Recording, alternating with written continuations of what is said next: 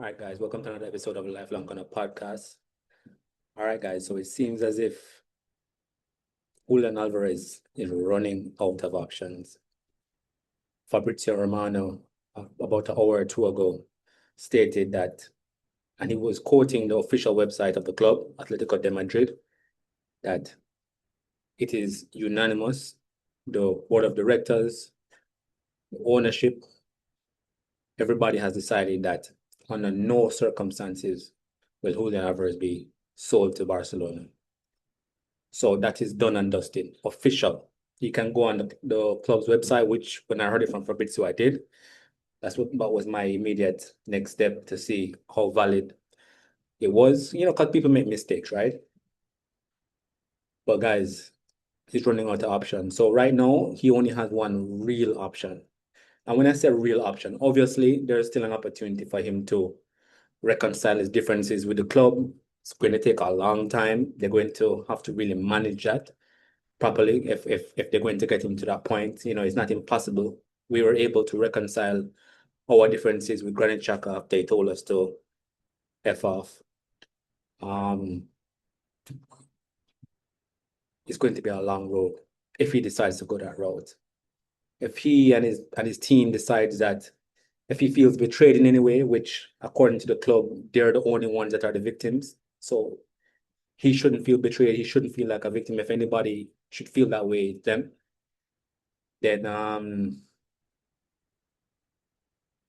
if his team and himself feel like they felt betrayed, or maybe they have a different view of it, then they won't want to stay.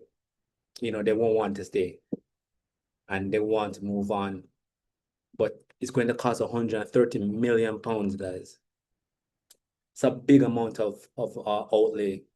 Most clubs have already spent a huge amount of money.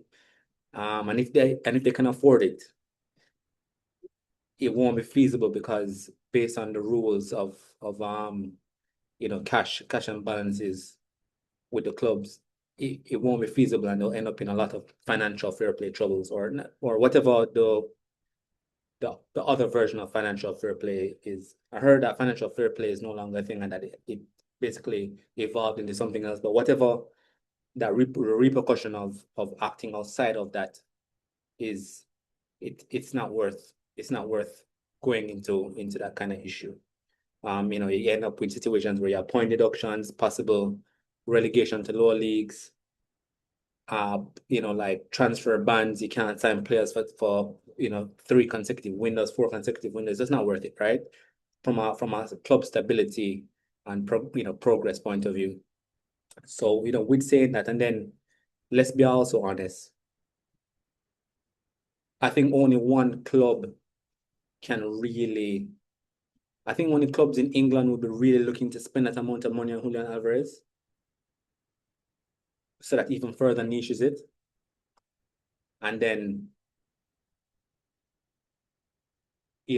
let's see, Barcelona has center forwards.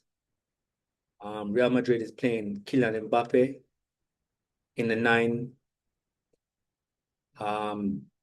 Chelsea has Welbeck and João Pedro. Manchester United has Shesko and Mbeumo. Julian Alvarez was formerly at Manchester City. They have Erling Haaland, probably the best number 9 in the world, depending on who you're talking to. Definitely top 2. So he's not going back there to play second fiddle. That's why he left in the first place. And Manchester City are not selling Erling Haaland. And he has a 10-year contract as well. So that's a no-go. Liverpool has Hugo Ekitike. They have Alexander Isak. Of course, Arsenal has Kai Havertz and Victor Gyökeres. But if Atletico Madrid sells Julian Alvarez to Arsenal, then I think you will see Victor Gyökeres leave in the other direction. I think that is something that was, has been touted, something that has been spoken about. And Julian Alvarez plays his best football with a tall, commanding striker like a Sorloth or Erling Haaland that he's played with previously. That's when he has a man to play off of. And so Kai Havertz, another tall, a tall striker that he can play with, that's when he plays his best football. So I think, just from an overall point of view, I think that, like this is probably the only option. Surely this is the only option he has. Nothing else seems feasible. Paris Saint-Germain has, they just signed Ferran Torres from Barcelona. Who else? Who do they have? They have Ousmane Dembele. I think they play Ousmane Dembele in the nine. Yeah, because they play Doué and Kvaratskhelia on either wing, and then they signed Ferran Torres. So they're not going to go in and buy another number nine. I know Luis Enriquez doesn't like to have a bloated squad, so so it really only has this one option. Really only has this one option, guys.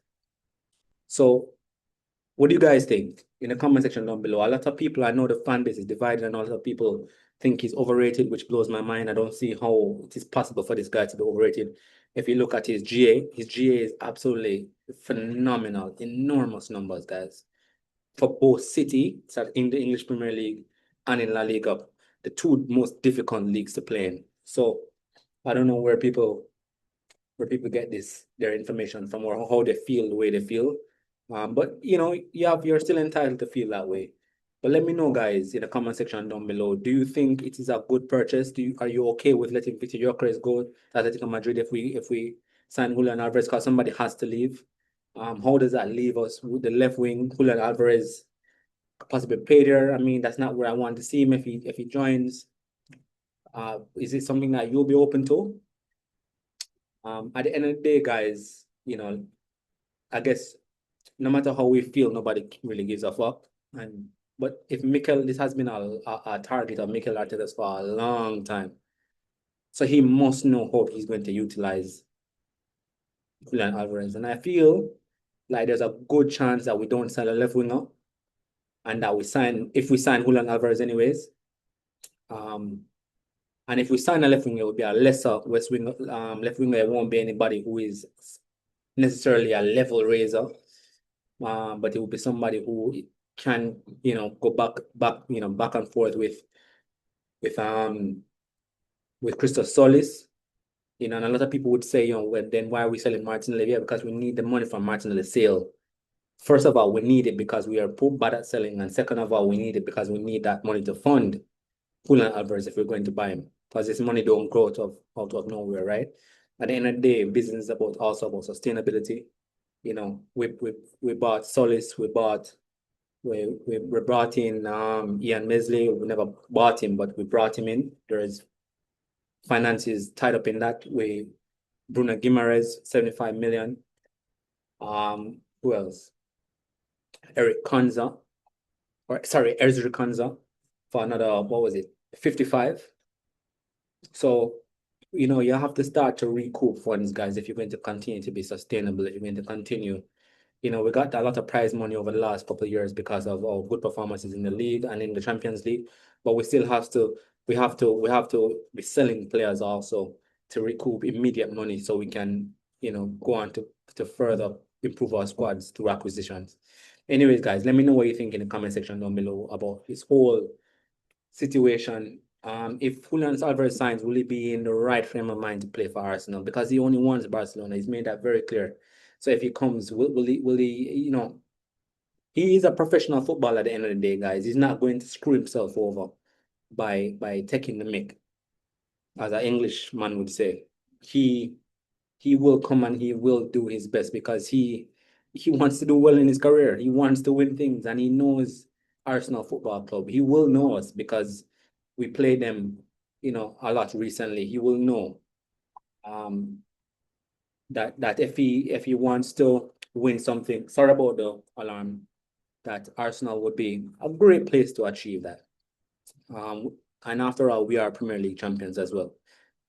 Champions League finalists, and Champions League quarterfinals the year before. And then 3 seasons on the trot, we were runners-up for the Premier League. So he knows that the consistency is there. He knows that we're in a good moment right now, and he knows that he can achieve his dreams also at Arsenal. So anyways, guys, let me know what you think in the comment section down below. I don't really know how to feel about all of this. I would love for him to be at Arsenal. But let me know, how you guys feel about it means more to me. So let me know in the comment section down below. Anyways, guys, don't forget to like, comment, subscribe. So I'm tuning into another episode of Lifelong Gunner podcast. Lots more to come. Peace and love. And I'll see you on the next one.